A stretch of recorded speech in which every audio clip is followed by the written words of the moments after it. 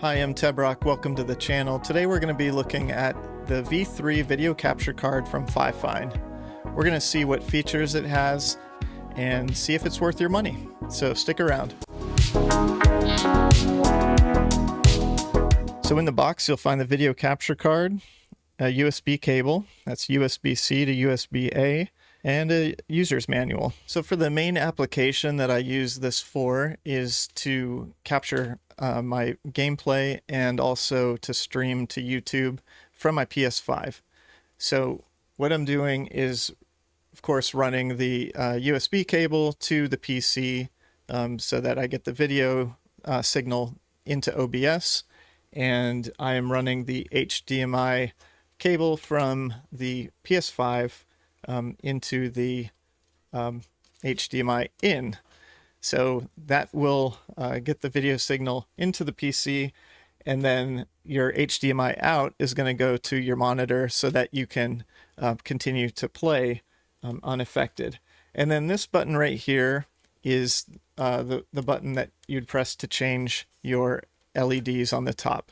So I guess that's something that makes this a gaming device, is that it has some RGB lights on it, and you can then use OBS or whatever software you'd like to use to capture the video or stream it to whichever platform you prefer.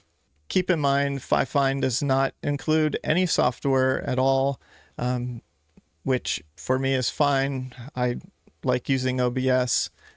Some of the other competing products, like the Elgato series, they do have their own software for like keeping a library of captures and also configuring the hardware, but it really is not necessary.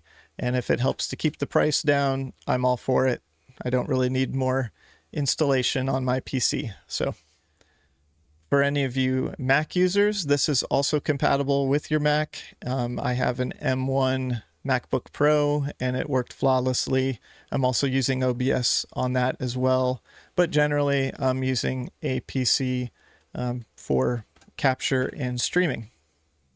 One aspect of the design that I appreciate with the V3 is that it is inline instead of having the ports all on one side. I don't like having the HDMI cables all on like the back, because most of these devices aren't heavy enough to hold the cables down and for it to lay flat. So this is really nice because you can have this behind your monitors and have your HDMI cables running, you know, almost as one path to your device, and you don't have to worry about it. Another thing that I found that was very unexpected was that this device works very well without any drivers installed. So my experience had been with the Elgato HD60 X, which has been a great product. However, you do have to install the software for it. And if you want to switch between analog audio and digital audio, you need to go into their software and change the audio source. So with this one, I found that if you just have HDMI plugged in, you're able to capture the HDMI audio like in OBS. And if you decide to use analog audio, for instance, from your controller on a PS5, you can run that directly into the line in on this, and it'll start picking it up. So there's no need to use software from Fifine to make that adjustment. So that's very convenient, and I really appreciate the headset port on here, so you can listen to your audio as well. From a technical perspective, I found the V3 to perform very well. The pass-through maintained the 120 Hertz for gameplay, which is super important to me. I also didn't have problems with needing to reboot it every so often. I think out of, 4 months of solid use, there were only 2 times where I unplugged it and plugged it back in.